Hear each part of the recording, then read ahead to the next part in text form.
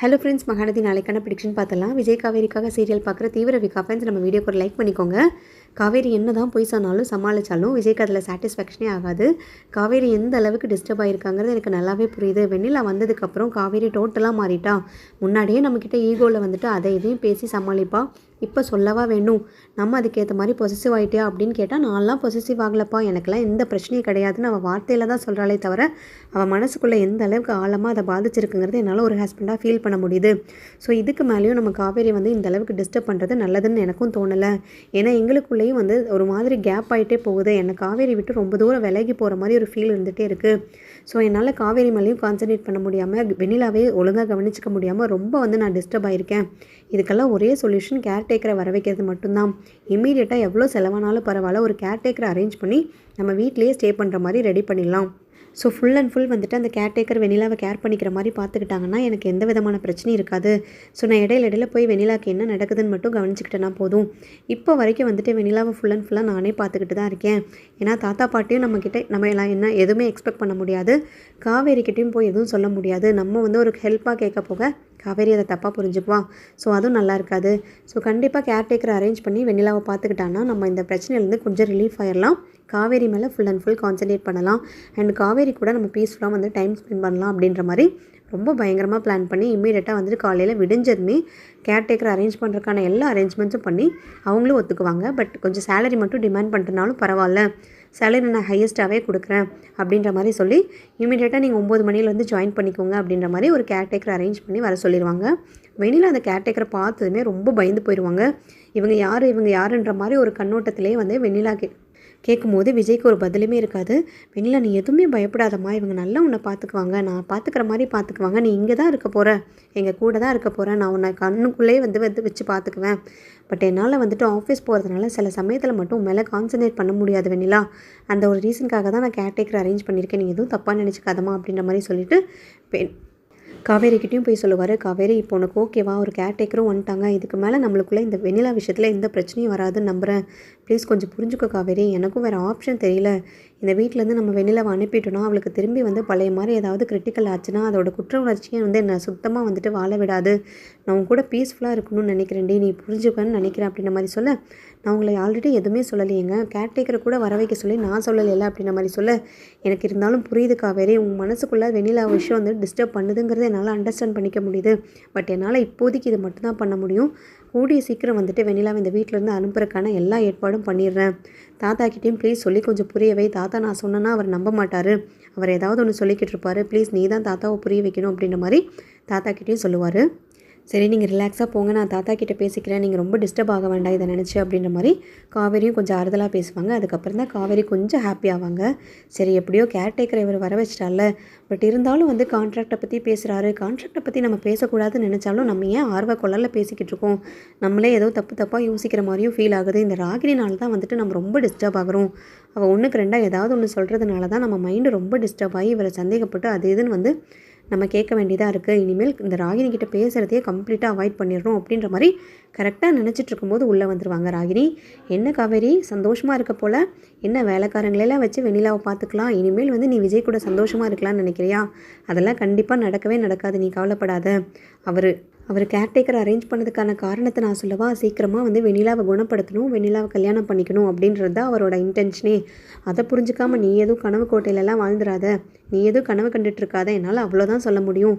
ஏன்னா எவ்வளோ தூரம் பழகிருக்கோம், நான் இது கூட பண்ணலன்னா எப்படி அப்படின்ற மாதிரி ரொம்ப சர்க்காஸ்டிக்காக பேசி திரும்பி வந்து காவேரியை குழப்பி விடுவாங்க. திரும்பி காவேரி டிஸ்டர்ப் ஆக ஆரம்பிச்சிருவாங்க.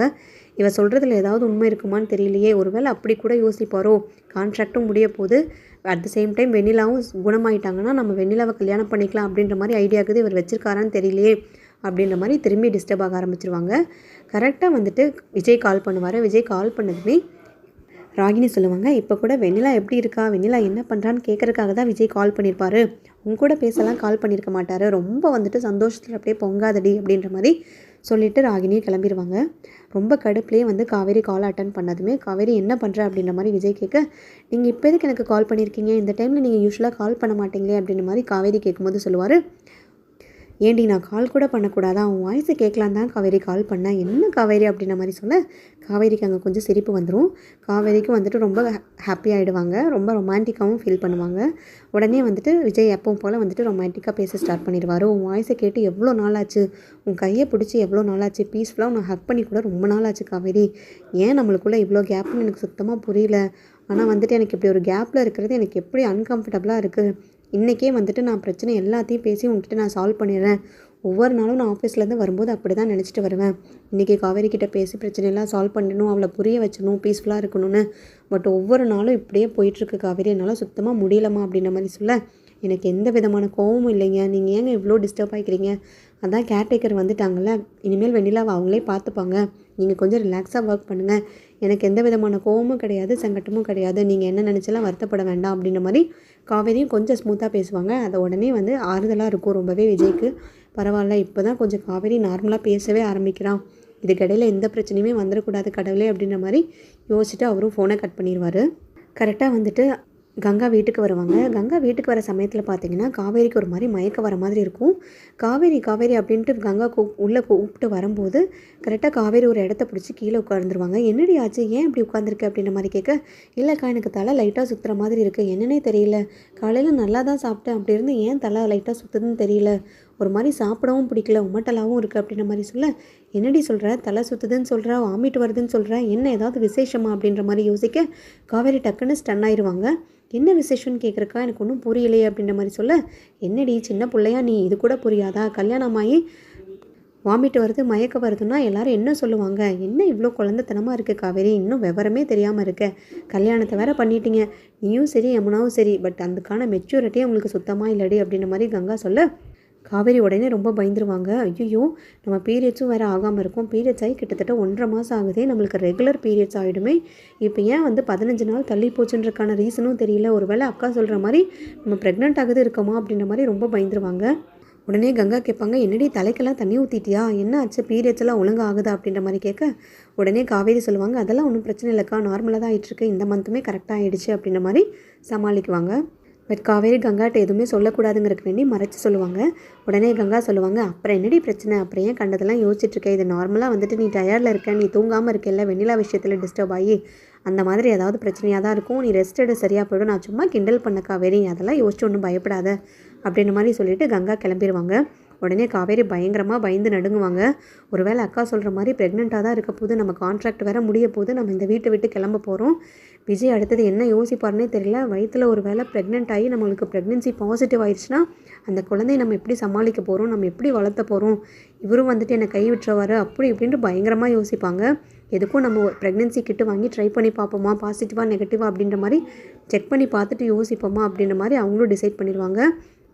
என்ன தான் யோசித்து பார்த்தாலும் இந்த சிம்டமெல்லாம் வச்சு பார்த்தாலும் சரி, நம்மளுக்கு பீரியட்ஸ் 15 டேஸ் வந்து ஆகாமல் இருக்குது, இதெல்லாம் வச்சு பார்த்தா எனக்கு ரொம்பவே பயமாக இருக்குது, கடவுளே எந்த விதமான குட் நியூஸும் இருக்கவே கூடாது, இப்போதைக்கு என் நிலமை வந்துட்டு ரொம்ப சரியில்லை, வெண்ணிலா ஒரு பக்கம் நான் ஒரு பக்கம், இந்த லட்சணத்தில் வந்து குழந்தை அந்த மாதிரிலாம் உண்டாயிடுச்சுன்னா ரொம்ப கஷ்டப்படணும், நான் தான் இந்த வீட்டை விட்டு போய் அவமானப்படணும், அம்மாக்கெல்லாம் இது தெரிஞ்சதுன்னா கண்டிப்பாக சங்கட்டமாயிடும், தாத்தா பாட்டி எல்லாருமே ஃபீல் பண்ணுவாங்க, இந்த விஷயத்தினால ஒரு குழந்தை வருதுன்னா நம்ம சுற்றி இருக்கவங்க, நம்ம ஃபேமிலியில் இருக்கவங்க எல்லாருமே சந்தோஷப்படணும், ஏன் விஜய் கூட இப்போ இதை நான் சொன்னேன்னா சந்தோஷப்படுவாராங்கிறது கண்டிப்பாக நிச்சயம் கிடையாது, ஏன்னா வெண்ணிலா வந்துட்டு க்யூர் பண்ணணும் அப்படின்றதுல அவர் மைண்டு ஃபுல்லாமே இருக்குது. இந்த டைமில் போய் நான் இந்த மாதிரி ப்ரெக்னெண்ட்டாக இருக்கேன், பாசிட்டிவாக இருக்குது அப்படின்னு சொன்னால் கூட அதை ஃபீல் பண்ணவும் மாட்டார், அதனால் ஹாப்பியாகவும் மாட்டார் அப்படின்ற மாதிரி இவங்களே தப்பாக யோசித்து இவங்களே வந்துட்டு டிசிஷன் எடுத்துப்பாங்க. பட் அங்கே பார்த்திங்கன்னா விஜய்க்கு ஒரு மாதிரி பாசிட்டிவாக எதுவும் நடக்க போகுது, நம்ம ஃபேமிலியில் ஏதோ பாசிட்டிவாக நடக்கிற மாதிரி ஒரு ஃபீல் இருந்துக்கிட்டே இருக்குது, காவேரி விஷயத்துலையா இல்லை நம்ம ஃபேமிலி விஷயத்தில் என்னன்னு தெரியல, நம்மளுக்கு இந்த மாதிரி ஒரு ஃபீல் ஆச்சுனால ஏதோ ஒரு பாசிட்டிவ் எனர்ஜியும் ஒரு பாசிட்டிவ் நியூஸ் வர மாதிரி தான் எப்போவுமே நம்மளுக்கு நடக்கும் அப்படின்ற மாதிரி விஜய் ஒரு பக்கம் வந்துட்டு சந்தோஷமாக பூரிப்பில் இருப்பார். விஜய்க்கும் தெரியாது, காவேரிக்கும் தெரியாது, கண்டிப்பாக காவேரிக்கு வந்துட்டு பாசிட்டிவாக தான் ஆக போகுது, ப்ரெக்னென்சி பாசிட்டிவ் ஆகுங்கிறது. ஏன்னா காவேரி ப்ரெக்னென்ட் ஆனால் மட்டும்தான் இந்த பிரச்சனைக்கு ஒரு சொல்யூஷன் தெரியும் போது விஜய் காவேரிக்குள்ளே இருக்க பாண்டிங்கும் ஜாஸ்தியாகும், அண்ட் வெண்ணிலா பிரச்சனைக்கு ஒரு முடிவு தெரியுங்கிறது. காவேரி ப்ரெக்னென்சி பாசிட்டிவ் ஆனால் மட்டும்தான். ஸோ எல்லாருமே அதுக்காக தான் எக்ஸ்பெக்ட் பண்ணிகிட்ருக்கோம். தேங்க்யூ.